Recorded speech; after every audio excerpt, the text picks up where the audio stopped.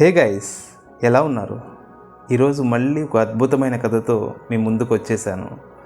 నరాలు తెగే ఉత్కంఠతో ఉంటుంది, ఊపిరి బిగబట్టుకొని వినండి.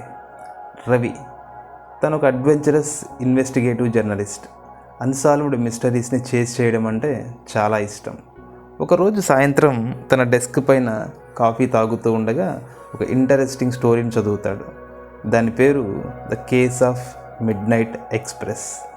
ఈ కథలో ఒక ప్యాసింజర్ ట్రైన్ మడికేరి జంక్షన్ అనే ఒక చిన్న స్టేషన్ నుంచి బయలుదేరి 50 ఏళ్ళు అవుతుంది. బట్ ఆ ట్రైన్ చేరుకోవాల్సిన గమ్యం ఇప్పటి వరకు చేరుకోలేదు. ఎన్ని టీమ్స్ ఎంత వెతికినా సరే శిథిలాలు కానీ, చనిపోయిన లేదా బ్రతికిన వారి ఆనవాళ్ళు కానీ ఎక్కడా దొరకలేదు. ఇక దాని గురించి కూడా అందరూ మర్చిపోయారు, వదిలేశారు. ఆ స్టేషన్ కూడా శిథిలమైపోయింది. మన హీరో రవి దాన్ని ఇన్వెస్టిగేట్ చేయాలని అనుకున్నాడు. తన బ్యాగ్ సర్దుకున్నాడు, కెమెరా తీసుకున్నాడు, మడికేరి జంక్షన్ వెళ్ళే ట్రైన్ ఎక్కేశాడు. రవి సూర్యాస్తమయం లోపల ఆ స్టేషన్కి చేరుకుంటాడు. స్టేషన్ మొత్తం నిశ్శబ్దం. మొత్తం అంతా చెట్లతో నిండిపోయి ప్లాట్ఫామ్ అంతా నాచుతో కప్పబడి ఉంటుంది. పాత సైన్ బోర్డ్స్ గాలికి అటు ఇటు కొట్టుకుంటూ ఉంటాయి. ఎక్కడో దూరంగా ఒక ట్రైన్ సైరన్ చిన్నగా వినపడుతూ ఉంటుంది. ఆల్మోస్ట్ చాలా గంటలు ఆ స్టేషన్ పరిసర ప్రాంతాల్లోనే అటు ఇటు తిరుగుతూ అంతా గమనిస్తూ ఉంటాడు. కానీ తనకి ఎక్కడా కూడా అనుమానాస్పదంగా కనిపించదు. అప్పుడే తనకి ఒక పాత టికెట్ కౌంటర్ కనిపిస్తుంది. దాంట్లో దుమ్ముతో నిండిపోయిన ఒక పాత లెడ్జర్ బుక్ ఉంటుంది. దాంట్లో పేజెస్ని అలా తిప్పుతాడు. దాంట్లో చివరిగా రికార్డ్ అయిన train the mid night express ఎగ్జాక్ట్గా 50 ఏళ్ల క్రితం అక్కడి నుంచి బయలుదేరింది. అతనికి కుతూహలం ఇంకా ఎక్కువైపోయింది. ఆ రహస్యాన్ని ఎలాగైనా ఛేదించాలి అని అక్కడే మిడ్ నైట్ వరకు స్టే చేయాలి అని డిసైడ్ అయిపోతాడు. టైం కరెక్ట్గా రాత్రి 11:55 అవుతుంది. స్టేషన్ చుట్టూ ఉన్న గాలి సడన్గా చల్లగా మారిపోతుంది. ఏదో చిన్నపాటి భూ ప్రకంపన మొదలైనట్టు అనిపిస్తుంది. ఎక్కడో దూరంగా వినిపిస్తున్న ట్రైన్ సౌండ్ సడన్గా దగ్గరకు వచ్చినట్టు వినిపిస్తుంది. రవి భయంతో అలా బిగుసుకుపోయి చూస్తూ ఉంటాడు.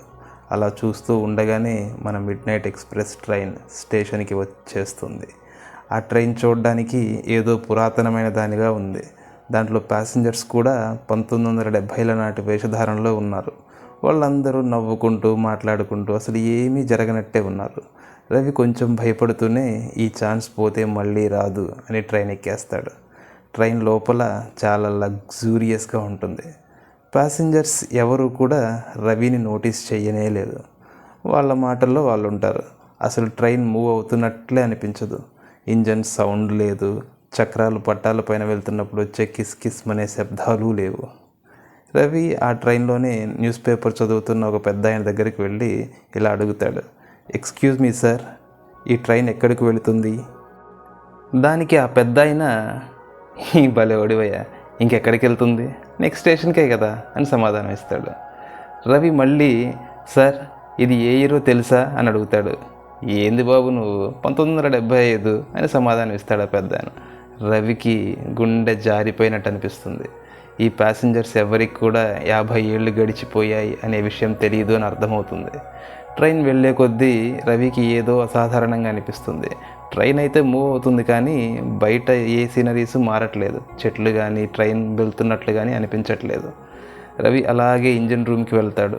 కనీసం అక్కడైనా తనకి ఏదైనా సమాధానం దొరుకుతుందేమో అని చూస్తాడు. కానీ ఆశ్చర్యంగా అదంతా ఖాళీగా ఉంది. డ్రైవర్ లేడు, ఏ కంట్రోల్స్ లేవు. ఏదో ఒక పాత తుప్పు పట్టిన వాచ్ ఒక బల్ల పైన వేలాడదీసి ఉంది. దానిపైన ఇలా రాసి ఉంది, కాలం ఎవరి కోసం ఆగదు, కానీ ఇక్కడ అది స్థిరంగా ఉండిపోతుంది, ముందుకి కదలదు అని ఉంటుంది. సడన్గా వెనక నుండి ఏదో ఒక గొంతు వినిపిస్తుంది, నువ్వు ఈ ట్రైన్ ఎక్కి ఉండకూడదు రవి అని వినిపిస్తుంది. అలాగే వెనక్కి తిరిగి చూస్తాడు రవి. అక్కడ ఏదో పొగలాంటి నీడ, ఫేస్ అయితే క్లియర్గా కనబడట్లేదు కానీ ఏదో ఉంది అని అయితే క్లియర్గా తెలుస్తుంది. ఎవరు నువ్వు, ఎవరు నువ్వు అంటూ గట్టిగా అడిగాడు రవి. నేను గడిచిపోయిన కాలానికి కాపరిని. ఈ ట్రైన్లో ఉన్న వారంతా జ్ఞాపకాల మాయలో పడిపోయిన వారు. వారికి ఈ ట్రైన్లో జ్ఞాపకాలు తప్ప వారు ఏ సంవత్సరంలో ఉన్నారో కూడా వాళ్ళకి తెలియదు.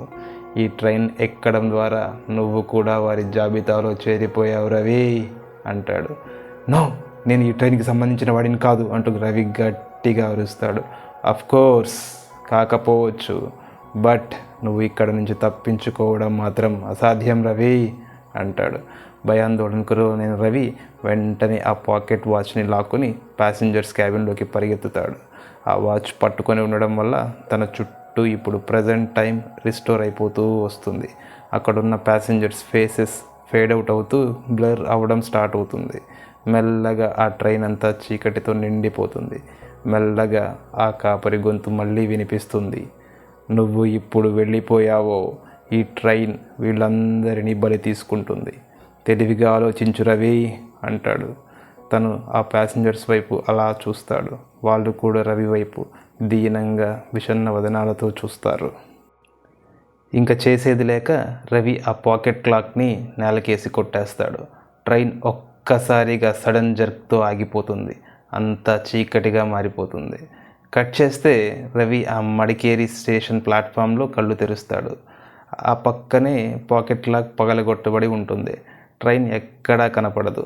ఆ స్టేషన్ కూడా మళ్ళీ సైలెంట్గా అయిపోతుంది. తను తిరిగి ఆఫీస్కి వెళ్ళిపోతాడు. కానీ ఈ ఎక్స్పీరియన్స్ మాత్రం తనకి భయాన్ని రుచి చూపిస్తుంది.